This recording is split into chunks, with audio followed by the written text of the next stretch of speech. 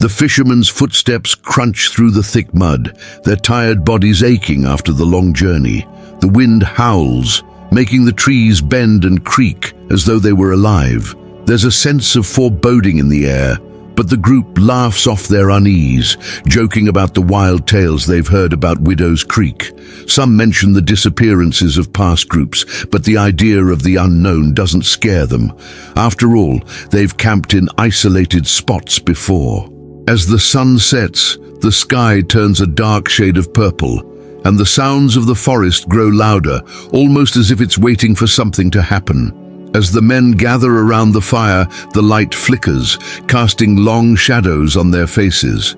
The distant sound of rushing water adds to the eerie atmosphere. The camp is set on uneven ground, surrounded by towering trees that seem to encircle them. The creek nearby is calm, yet there's something unsettling about it, as though it's whispering secrets to the forest. The air is thick with moisture, and the sense of being watched creeps into the minds of some. Yet, despite the warnings from the locals, they shake it off, each man lost in his own thoughts, eager to start their fishing in the morning. One of the fishermen, a man named James, looks up toward the sky as the first stars begin to appear. The forest seems alive with the sound of rustling leaves and distant animal calls. He senses something strange, but again brushes it off as nothing more than nerves. His companions are already setting up their tents, their voices carrying across the clearing. But as the campfire crackles and the warmth begins to settle in, James feels a gnawing unease in his chest that he can't shake. The shadows stretch further now, swallowing the edges of the camp. For a brief moment, the trees seem to sway too much, as if something unseen is moving in the forest. The wind picks up again, howling through the trees like a warning. The fire snaps and crackles, casting strange flickering shadows that dance across the men's faces. The first hints of twilight are quickly swallowed by darkness, and the temperature drops. Some of the fishermen pull their jackets tighter, glancing nervously around as if expecting someone or something to appear from the trees. Despite the growing unease, no one speaks up about it. They sit in silence, the only sounds the crackle of the fire and the murmur of the creek. But beneath the calm surface of the water, something stirs, as though it's aware of the men's presence, waiting. As the night deepens, the forest falls eerily silent. The men begin to settle in, preparing for sleep, but a few remain awake, their eyes darting around the camp, unable to shake the feeling of being watched. The creek, once a gentle sound in the background, now sounds like something ominous, its waters lapping against the rocks with increasing intensity. In the distance, an owl hoots, and then all is still. The men lie in their tents, but sleep doesn't come easily. Each man's mind is filled with thoughts of the past, of the rumors they had laughed off earlier. And somewhere, far in the distance, the forest seems to be holding its breath. As darkness settles over Widow's Creek, an unsettling chill fills the air. The wind picks up, rustling the leaves in a way that almost sounds like whispering voices carrying through the trees. The once peaceful creek now gurgles with a menacing undertone. The fishermen sit huddled around the fire, their faces illuminated by the flickering flames. It's supposed to be a night of relaxation, but a palpable tension hangs in the air. Every crackle of the fire, every rustle in the woods seems amplified, as if the forest itself is alive and aware of their presence. The night feels heavy, almost suffocating, and no one can shake the growing sense that they're not alone. Michael, the youngest of the group, shifts uneasily in his seat, his eyes darting nervously toward the darkness beyond the camp. At first, he dismisses the strange sounds as the wind playing tricks, but soon the whispers become louder, clearer. He swears he hears footsteps, light, deliberate, coming from the edge of the clearing. His heart races. He rises to his feet, glancing at his companions who remain oblivious to the sounds. Ignoring the unsettling feeling gnawing at him, he decides to investigate, hoping to reassure himself that it's just an animal or some natural disturbance. He grabs his lantern and steps toward the tree line, the darkness swallowing him whole. The moment Michael disappears into the woods, the atmosphere becomes even more oppressive. The fire flickers violently, as if disturbed by an unseen force. The other fishermen exchange uneasy glances, the hairs on the back of their necks standing up. The sounds around them intensify, now accompanied by faint rustling, as if something or someone was moving swiftly through the underbrush. Time seems to slow, the forest holding its breath. And then suddenly a loud, panicked cry echoes through the trees. "Help! Someone help!" Michael's voice rings out, breaking the silence with an unmistakable note of terror. The men freeze for a moment, unsure if they heard what they thought they had. Without a word, the group leaps into action, rushing toward the direction of the scream. Their hearts pound as they call out for Michael, the only sound, their own frantic footsteps crunching the dry leaves beneath them. The moon overhead casts an eerie glow, but the dense trees and thick underbrush obscure their path.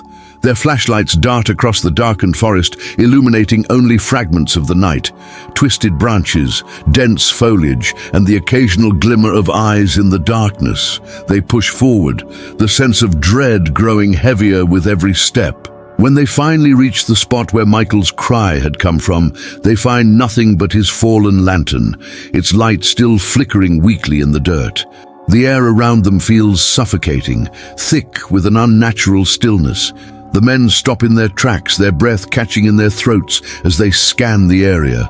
There are no signs of Michael, no rustling in the bushes, no movement in the shadows, just the faint glow of the lantern, casting long, distorted shadows on the forest floor. The only other thing they can see is a trail of muddy footprints leading into the woods, but they vanish abruptly, as though Michael had simply disappeared. The group hesitates, unsure of what to do next. Panic sets in as the realization hits. Michael is gone, and no one saw him leave. They call out his name, their voices trembling, but the forest swallows the sound, leaving only silence in return. One of the men, Robert, picks up the lantern, holding it high, its weak light trembling in his hands. The coldness of the night seems to press in on them, the forest watching, waiting. The footprints that had once led into the woods now end abruptly, as if someone or something had erased them from existence. It doesn't make sense. How could the prints just disappear? Fear spreads through the group like wildfire, but they know they can't give up yet. They fan out, searching desperately, calling for Michael, hoping against hope that he's just wandered off, disoriented. But the deeper they go into the woods, the more they realize something is wrong. The sounds of the forest, once so familiar and calming, now feel alien, foreboding. Every rustle of the leaves sounds like a whisper. Every gust of wind sounds like a warning. The trees seem to close in on them, their branches reaching out like skeletal hands. The forest is alive, and it doesn't want them here. The minutes stretch into hours, and with every passing second, the men's hope of finding Michael fades. Exhausted and fearful, they return to the campsite, their faces pale, their eyes wide with dread. The fire, which had once seemed like a source of comfort, now only adds to the eerie atmosphere, casting long shadows that seem to move of their own accord. The night feels colder than it should, as if the temperature has dropped with the setting of the sun. And still the whispers from the trees persist, growing louder, more distinct, as though the forest is mocking their search. Something is out there, watching, waiting, and it's not going to let them leave easily. The men sit in stunned silence around the fire, the weight of what has happened settling heavily upon them. Michael's disappearance doesn't make sense. There are no tracks leading away from the camp, no signs of struggle. Just his lantern, still flickering in the dark, and the unsettling silence that surrounds them. The once peaceful creek now sounds louder, almost as though it's mocking their helplessness. The night stretches on, and they know that whatever is in these woods is far from finished with them. Something is coming, and they're not sure they'll survive long enough to understand what it is. The morning after Michael's disappearance dawns grey and oppressive. The men awake to the eerie silence of the forest. No birds singing, no wind rustling through the trees. They gather around the campfire, the stillness pressing down on them like a weight. As they sift through Michael's belongings, looking for anything that might explain what happened, one of the fishermen, Carl, stumbles upon an old audio tape tucked away inside a worn leather pouch. The tape is scratched and faded, but something about it feels important, as though it's tied to the dark mystery they are now tangled in. The discovery sends a ripple of unease through the group. They gather around as Carl carefully inserts the tape into an old, dusty recorder they found in Michael's gear. As the tape whirs to life, the men fall silent, each one holding his breath, waiting for something, anything, that might provide answers. The first sound that emerges is faint, almost indistinguishable from static, but then voices begin to pierce through the noise. Distant, muffled cries for help. The men exchange nervous glances, the hairs on the back of their necks standing on end. The voices are frantic, pleading, and filled with terror.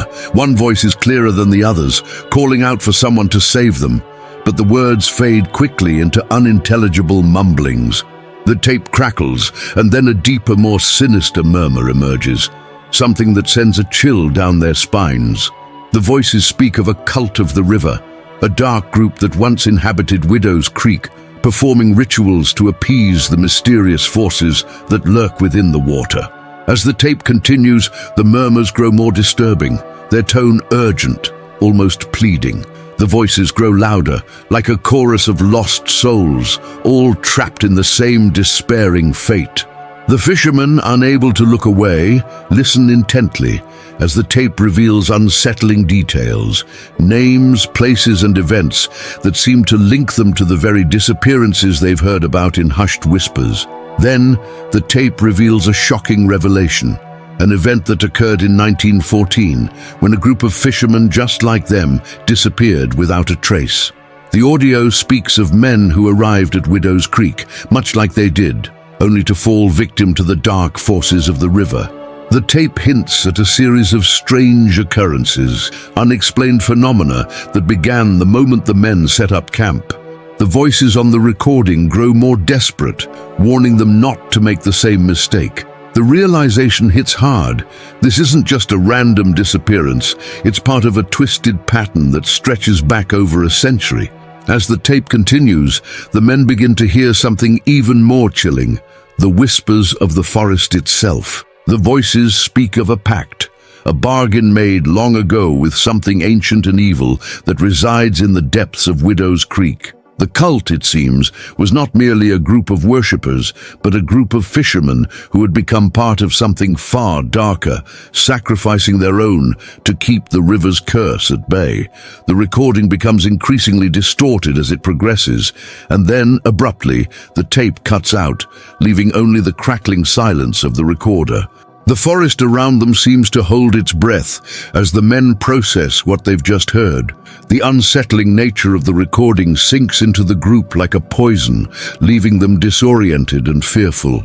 Carl stares at the recorder in his hands, the weight of its contents bearing down on him. They sit in stunned silence, the words of the tape reverberating in their minds. The knowledge of the cult and the event from 1914 feels like a cold hand clutching their hearts. Something that had been a whisper in the dark has now been brought into the light, and they can no longer ignore the truth. Widow's Creek is not just a place of natural beauty. It is a place cursed by a dark history, and the forest remembers everything. Outside the camp, the creek's once tranquil murmur has turned to an unnerving growl, its waters moving faster, more violently. It almost seems to respond to the tension growing among the men, the air thick with dread. The sounds of the forest, once peaceful and familiar, now seem tainted, warped by the history that lingers in the trees. It feels as if the earth itself is watching them, judging them for their trespass. The group can no longer deny the connection between the disturbing recording and their current predicament. The ghosts of the past are awake, and they are not ready to let anyone leave. The tape has opened a door to something far darker than they ever anticipated, and now, as the men sit in their camp, the weight of their situation is undeniable. They are no longer just fishermen stranded in a strange place. They are part of a much older, much more terrifying story, The forest around them seems to close in tighter, as if the very land is conspiring against them. With each passing moment, the tension builds, and the reality of what they've uncovered begins to sink in. The past is not dead. It's alive, and it is calling for them. As the day progresses, the unsettling atmosphere at Widow's Creek intensifies. The men, though still trying to fish and stay calm, can't shake the feeling that something is wrong. The forest around them seems to whisper in the wind, and the shadows of the trees stretch unnaturally long. Anxiety builds with every passing hour. They try to distract themselves by continuing their tasks, but the unease is palpable. The flickering light of the fire, which had once offered comfort, now feels weak, barely holding back the suffocating darkness. The air is thick, almost oppressive, and each crack of a branch or rustling of leaves seems to heighten the tension in their hearts. A group of fishermen, determined to push through their growing fears, sets out to fish at a nearby spot they've heard about. They hope the activity will calm their nerves and help them forget the strange events that have been unfolding. But as the sun begins to set, casting long shadows across the water, they realize something is terribly wrong. One of them, Ben, is missing. They call his name, but the only response is the echo of their voices bouncing off the trees. Panic rises in their chests as they rush to search for him, the fear now fully taking hold. There are no tracks, no signs of struggle, just the eerie quiet of the forest and the growing unease that something is lurking just beyond sight. The group retraces their steps back to the campsite, hoping against hope that Ben simply wandered off. But the scene they find only deepens their dread. The fire has gone out, the tents are empty, and the air is thick with the stench of something foul. The campsite, once full of life and activity, is now a silent and eerie scene. The strong wind howls through the trees, making the branches creak like ancient bones, and the trees themselves seem to be leaning in, as though watching the men. There is no sign of Ben, no footprints leading away, no disturbance in the camp, just the unnerving feeling that the forest is closing in around them, that it has swallowed their friend without a trace. The men gather in the center of the campsite, their breaths shallow and quick. They try to reason with themselves, but the more they search for a logical explanation, the more irrational everything feels. The realization creeps in slowly. There is no way Ben could have disappeared so thoroughly, so completely. There are no marks in the ground, no torn fabric, no sign of a struggle. It's as though he vanished into thin air. One of the fishermen, Robert, insists on going deeper into the woods to look for him, but another warns him that they might be walking into a trap. The forest around them feels like a predator, waiting for the right moment to strike. With the darkening sky pressing down on them, the men sit huddled in a circle, their eyes darting nervously toward the trees. Each one of them is haunted by the sound of the wind and the soft rustling of leaves. The forest, which had once felt so beautiful, now feels like a vast, empty labyrinth, twisting and shifting around them. They know Ben is gone, and the idea that something supernatural is at play gnaws at their minds, refusing to be ignored. The events from the previous night, the strange voices, the mysterious tape, and now the vanishing, there's no denying it any longer. They are being hunted, and the forest is the predator. As the hours drag on and the wind picks up, the men's anxiety grows unbearable. They try to start a new fire, but the flames sputter out as soon as they try to rekindle it. The woods seem determined to keep them in darkness. They hear distant rustling in the trees, but when they turn to look, there is nothing there. The sense of being watched intensifies, and every gust of wind feels like a whisper brushing against their ears. It's as though the forest itself is alive, its branches twisting and bending to watch them, to trap them. The group can no longer deny that something far beyond their understanding is taking place. The situation grows increasingly dire, with no sign of Ben and no way to explain the strange events. The men try to stay calm, but every shadow seems to shift, every sound seems to hide something darker.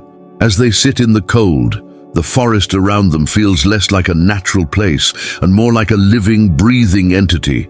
It's as if the trees themselves are watching, waiting for the next move. They try to stay together, huddling close for warmth and protection, but the fear is overwhelming. They can feel it deep in their bones now. The forest is not just an environment, it is a force, and it has claimed one of their own. In the distance, a sharp crack of a branch breaking snaps them out of their fearful trance. They all freeze, straining their ears to listen. For a moment there is nothing but silence. Then, faintly, the sound of a twig snapping, followed by the unmistakable sound of footsteps. They hold their breath, hoping, praying it's Ben. But the footsteps stop, and the silence returns. The wind picks up again, drowning out any further noise. The feeling of being hunted grows stronger with every passing moment, and the men can't escape the realization they are trapped in a nightmare, and there's no way out. The remaining fishermen, gripped by fear and desperation, gather around the smoldering remains of the fire. The silence is suffocating, their breaths shallow as they try to comprehend the horror that has unfolded. They can no longer deny that something far beyond their understanding is at play. The mysterious disappearances, the eerie whispers, and now Ben's vanishing have left them terrified and confused. One of them, David, speaks up, his voice trembling, demanding answers from the older men who had been to Widow's Creek before. They had heard the rumors, but now the reality is more terrifying than they could have imagined. The older men exchange uneasy glances, hesitant to speak. They've kept their knowledge hidden for years, too afraid to share the full truth. But the sight of the fear-stricken faces around them forces one of them, Henry, to speak up. His voice is low and strained, filled with a weight of sorrow and dread. He tells them of the events of 1914, when a group of fishermen, much like themselves, came to Widow's Creek seeking fortune. They had no idea what they were walking into. Henry recounts how the men started disappearing one by one, just as they had. No struggle, no signs of foul play, just empty tents and the relentless haunting wind. The forest had claimed them. Then, Henry tells them of the ritual. The group, desperate to understand the horrors around them, had been approached by a group of locals, people who spoke in hushed tones about an ancient cult of the river. These people, they said, were the ones responsible for the disappearances. The ritual, a dark and twisted ceremony, was designed to appease the entity that dwelled in the creek. It demanded sacrifice, and the fishermen were to be its offering. Those who survived, the ones who witnessed the ritual, never spoke of it again. They vanished, as if the curse had been passed on to them. The entity, it seemed, claimed all who entered its domain. As Henry continues his tale, the fire flickers violently, casting erratic shadows on their faces. The wind picks up again, howling through the trees with unnatural force. The flames dance wildly, as if reacting to the revelation, and the air becomes thick with an eerie tension. The men sit frozen, the weight of Henry's words settling over them like a shroud.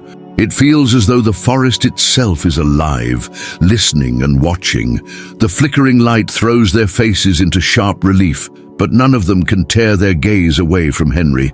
His eyes are distant, lost in the memory of that day, of the horror he witnessed. Suddenly, as Henry speaks of the last moments of the ritual, a shadow moves behind him. At first, it's subtle, just a flicker at the edge of their vision, but then it grows, shifting and darkening until it becomes a distinct figure. The men hold their breath, their eyes wide with terror as the figure seems to take shape. Henry's words falter, and the atmosphere becomes thick with the weight of something otherworldly.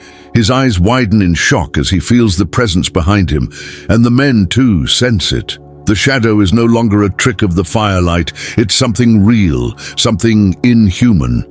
Before anyone can speak, the shadow steps closer to Henry, and an unnatural chill fills the air. The men try to speak, but their voices are trapped in their throats. The shadow seems to lean in closer, its form shifting in ways that defy logic. It is as if it is made of the very darkness that surrounds them. Henry's voice cracks, his words becoming garbled as he tries to call out to the others, but what escapes his lips isn't human. It's a guttural, incomprehensible whisper. The men, paralyzed with fear, realize that they are not alone in the camp. The entity, the spirit, has come for them. The shadow swirls around Henry, its form constantly shifting, whispering in a language that none of the men can understand. The air becomes thick with the smell of decay, and the ground beneath them seems to tremble. The wind howls, but it now sounds like a chorus of voices, speaking in unison with the shadow, urging them to join the ancient pact. Henry's face contorts with terror, his hands trembling as he tries to reach out to the others, but his body is frozen. It's as though the shadow has locked him in place, holding him captive in its grip. The men watch in horror, unable to move, unable to help. Finally, the shadow dissipates as quickly as it had appeared, leaving the campsite in a suffocating silence. The fire flickers weakly, casting an orange glow over the men's pale faces. The wind settles, but the chill remains deep in their bones. Henry collapses to the ground, gasping for air, his face ashen. He is no longer the man who had told the story with such conviction. Now he is a broken shell, haunted by the spirit that had just revealed itself to them. The group is left in stunned silence, their fear escalating to an unbearable level. They now know the truth. Whatever had taken the others is still here, still watching, and it won't stop until it claims them all. As the group struggles to come to terms with what they have just witnessed, an unsettling change begins to take place in one of the men, Robert. It starts innocently enough, a strange mark appearing on his arm. At first, it's just a small, dark, bruise-like spot, but it quickly grows, spreading across his skin in jagged patterns that look like something out of a nightmare. The mark pulsates, as if alive, and the men stare in disbelief. The air around Robert grows colder, his breathing shallow and erratic. His eyes become distant, glazed over, as though he's no longer present in the moment. It is as if some invisible force has laid claim to him. Robert's condition worsens rapidly. His body trembles as he falls to his knees, his hands clutching the mark on his arm as though it's burning him. Then, with a sudden jolt, his body goes rigid. His mouth opens, but instead of speaking in his normal voice, he begins to utter garbled, incomprehensible words, an ancient language that sends a chill through the men's spines. The words are nonsensical, their meaning lost, but the tone is unmistakable. It's something not of this world. The group tries to step forward, but they hesitate, unsure if they should intervene. The feeling that they are dealing with something far beyond their understanding is overwhelming. As Robert's trance deepens, his behavior becomes more erratic. His body contorts unnaturally, his muscles spasming as if something is twisting him from the inside out. His once familiar features twist and distort, and his eyes, now completely black, glare at the others with a look of pure malice. The transformation is horrifying, as though Robert is no longer human, but a vessel for something ancient and evil. The men, now frozen in terror, watch as the creature that was once their friend snarls and growls, its voice not his own, but that of something far more sinister. The air around them grows thick with a heavy, oppressive weight, as the ground seems to tremble beneath their feet. In a final guttural scream, Robert, if it can still be called Robert, yells that the entity is back. "It's coming for those who remain," he spits, his voice now distorted, like a broken record playing in the wind. The group recoils in horror as the words hang in the air, the meaning sinking in. The creature before them is no longer a man. It is a conduit for the entity that has been hunting them, a force that has taken root in the very soil of Widow's Creek. The fog, which has been creeping around the edges of their camp, now thickens, swirling in the air like a living, breathing thing. The sound of the creek, once a gentle stream, now rises in volume, muffled, almost like screams from the depths. Desperate to stop whatever is happening, the men try to restrain Robert, what's left of him, but their efforts are futile. The power that has overtaken him is too strong. The air is alive with tension, as if the very forest is reacting to Robert's transformation. The fog tightens around the camp, and every whisper of the wind seems to be laced with a malevolent presence. As they struggle to contain the creature, it breaks free with terrifying strength, throwing one of the men against the ground. The group retreats, their fear reaching a peak as they realize that Robert is now lost to them, his humanity gone. The entity has taken him, and it's only a matter of time before it comes for the rest of them. The night has grown thick, the fog pressing in on the men like a living wall. The once gentle murmur of the creek now sounds like a distant wail, muffled and distorted, as if the very waters are alive with the cries of the past. The men huddle together, their minds racing, their hearts pounding in their chests. The reality of what they are up against sets in. This is no ordinary storm, no natural disaster. This is something far darker, and it has been waiting for them. The entity is real and it's hungry. The forest around them feels like it's closing in, and they are no longer just survivors. They are prey, trapped in a nightmare that seems to have no end. The first rumble of thunder shakes the ground beneath their feet, making the men jump in alarm. The sky, which had once been a deep shade of black, is now illuminated by flashes of lightning.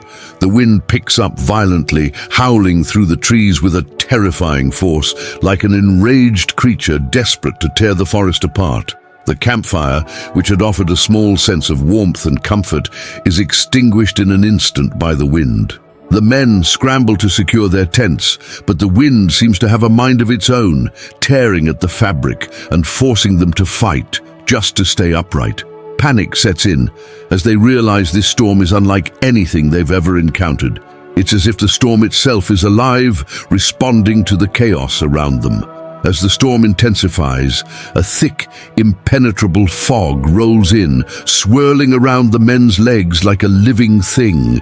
The flickering light of their flashlights cuts through the mist, but it does little to reassure them. Then, suddenly, amidst the chaos, a dark and distorted figure appears at the center of the campsite. It emerges from the fog as though materializing from the very shadows themselves. The men freeze in terror, their eyes locked on the figure that stands before them.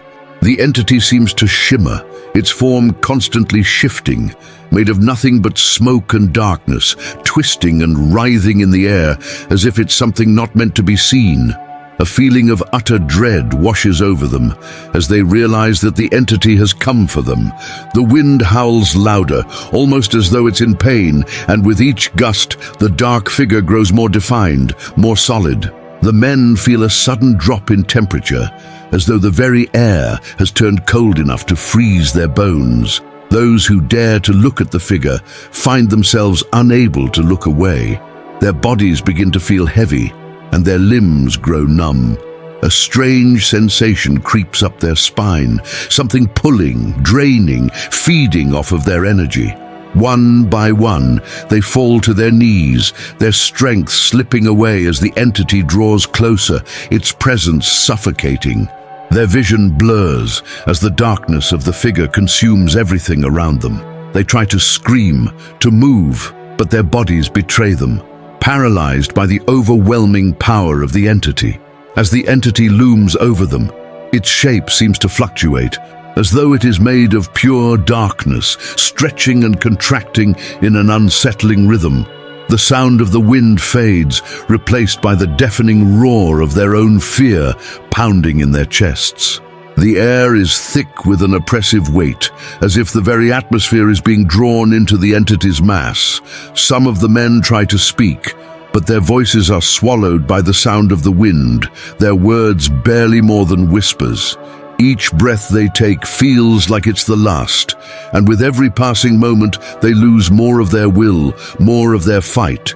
The energy from their bodies is being drained, absorbed by the creature before them. In the midst of the storm, the figure flickers, as though it is struggling to hold its form in the chaotic energy of the storm. The sky above flashes with lightning, illuminating the figure for brief moments, revealing the true horror of its shape. It is not just a shadow, but something far darker, something ancient enough to be the very embodiment of death itself. It moves closer, and as it does, the men feel their life force being siphoned away piece by piece. They realize, in their final moments, that the storm is not just a natural occurrence. It is the entity's wrath, a manifestation of its hunger for their souls. The darkness surrounds them, and they know deep down that they are at the mercy of a force beyond their comprehension, beyond anything they could ever survive. As the storm finally begins to subside, the air remains thick with the remnants of its fury. The wind weakens, the howling ceases, and the fog lifts, but the sense of impending doom lingers. The surviving fishermen, their bodies battered and their spirits broken, know that they cannot stay another moment at Widow's Creek. Their only hope now is escape, but the fear in their eyes tells a different story, a fear that something is still lurking, something that will not let them leave. Their bodies are drained, their limbs heavy, but their minds scream to move, to run, to escape the nightmare that has consumed them. They begin to move, stumbling through the torn remnants of the camp, the once sturdy tents now reduced to shredded fabric. The field around them is eerily silent, save for the occasional rustle of wind through the wreckage. The creek, though distant, still pulses in their minds, the sound of the water now an unsettling reminder that the entity is never far away. As they make their way toward the road, the path seems endless, the distance to safety stretching further with each step. It's as though the land itself is conspiring against them. The ground uneven and treacherous, the air thick with the weight of something unseen. As they run, a strange pressure builds in the air, like an invisible force pressing down on them. The men look over their shoulders, convinced that something is following them, stalking them. But there is nothing there, just the vast emptiness of the desolate field. Yet the feeling of being pursued is undeniable. The sound of rushing water, once a distant noise, grows louder in their ears, as if the creek itself is chasing them, following them, unwilling to let them go.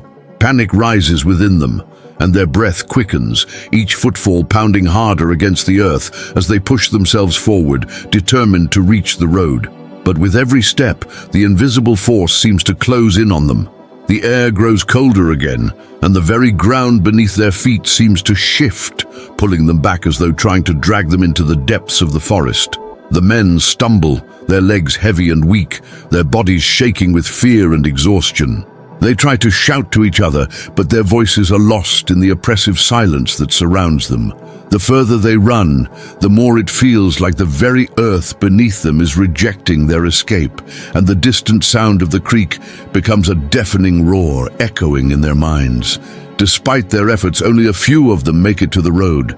Their bodies are marked with the unmistakable signs of the entity's touch, strange dark marks that burn and writhe beneath their skin. Their minds are shattered, their eyes vacant as they stagger into the nearby village, seeking refuge but finding no comfort. The villagers stare in disbelief as the survivors collapse before them, their faces pale, their bodies trembling.